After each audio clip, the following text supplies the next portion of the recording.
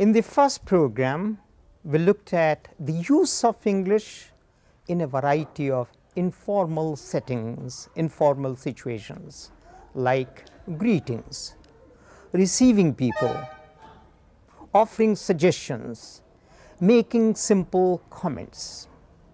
In this second program now, we are going to look at a number of questions, ways of asking questions, ways of answering questions, ways of responding to requests, and a variety of similar activities.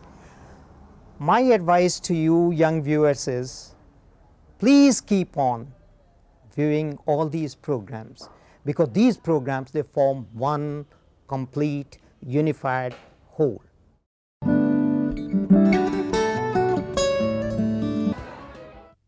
This is a nice place. Yes. Let's have a drink, shall we? That's a good idea. Come on, folks. Let us sit in that corner. Okay.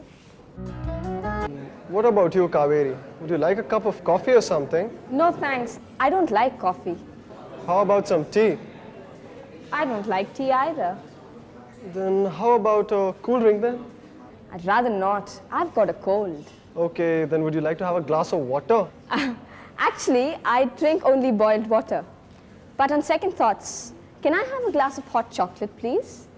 Thank you. What about you, Anil? I would love to have a cup of coffee. Do you think the waiters will come and collect our order? I don't see any waiters here. They all must be busy. I think we'll have to serve ourselves. I'll go to the counter and find out. Shall I come with you? No, just wait and watch. Let's wait and watch. Look at him, Anil. I'm sure he's going to drop those cups. No, I don't think so. He's balancing them quite well. How was that? That was great. I thought you were going to drop these cups and get into trouble the very first day. Did you? That's exactly what I thought too. I almost dropped them.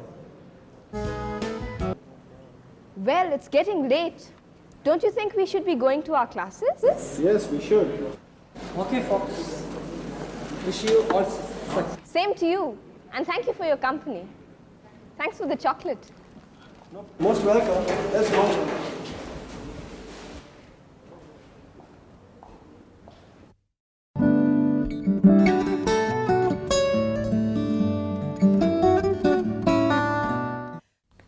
The focus of this unit is on question formation in English. Shall we first look at some questions asked and answered in the first 2 episodes? Oh, that itself is a question, isn't it? Now to the episodes. Excuse me. Yeah. I think you have dropped a book. Does this belong to you? May I have your attention, please? What about you, Kaveri? Would you like a cup of coffee or something? No thanks. Okay, then would you like to have a glass of water? Do you think the waiters will come and collect our order? Shall I come with you? Did you notice something? To all these questions, you could give a one-word answer, either yes or no. Such questions are called yes-no questions. There are 2 types of questions in English, the yes-no questions and question-word questions. The yes-no questions are intended to elicit the response yes or no. The question-word questions are intended to elicit specific information about place, people or things. For instance, if someone asks you, "Is Ravi your brother?" you either say, "Yes, he is," or "No, he isn't." Whereas, if someone asks you, "Where are you going?" specific answer is expected of you. Perhaps you would say, "I'm going to Delhi." Please remember, the word order is the most important thing in question formation. Now, let's look at the structure of yes-no questions. In the yes-no questions, the auxiliary verb is placed before the subject. Look at these examples. Mary is your sister. Is Mary your sister? he's waiting for a bus. Is he waiting for a bus? Bill would like to come. Would Bill like to come? The yes-no questions are also formed with do, does, or did. Do you happen to know where the Silver Jubilee Hall is? Does this belong to you? Did you watch the first episode? Shall we examine some question word questions now? Please watch this piece of dialogue between two friends, Sweta and Preeti. Also observe how question word questions are being framed here.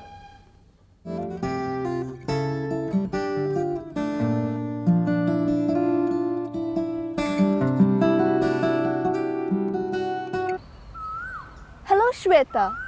When did you come back from Bangalore? I came back last evening. So, how have you been? Very well, thank you. How was your trip? It was wonderful. I enjoyed myself thoroughly. What was the weather like? It was very pleasant. Oh, you lucky girl.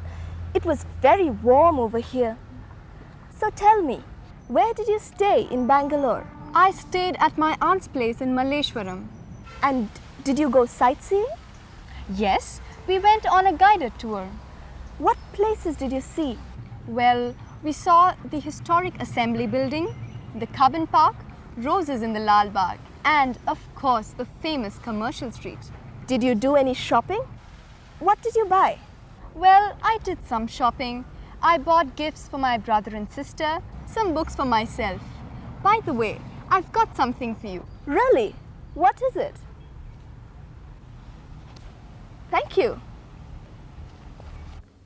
Have you observed the use of question words in that conversation? Who, whom, whose, what, which, when, where, why, and how are called question words. Now, let us look at the word order in question word questions. In the question word questions, generally, the auxiliary verb is placed before the subject. Where is Sweta going for a holiday? What are you reading, Preeti? When will you leave for Bangalore? Again, question word questions are also formed with do, does, or did. Let us now go back to some of the questions asked in that piece of conversation we have just watched. Hello, Shweta. When did you come back from Bangalore? So tell me, where did you stay in Bangalore? And did you go sightseeing? Yes, we went on a guided tour. What places did you see? Did you do any shopping? What did you buy? Well, I did some shopping. Let's look at some more examples. Who won the match? What happened to you last night? Which bus goes to Secunderabad? In these questions, the question words who, what, which are used as subject. Somebody won the match. Who won the match? Something happened last night.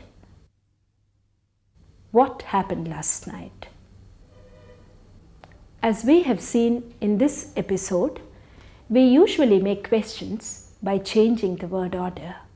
More about questions and question tags in the next episode.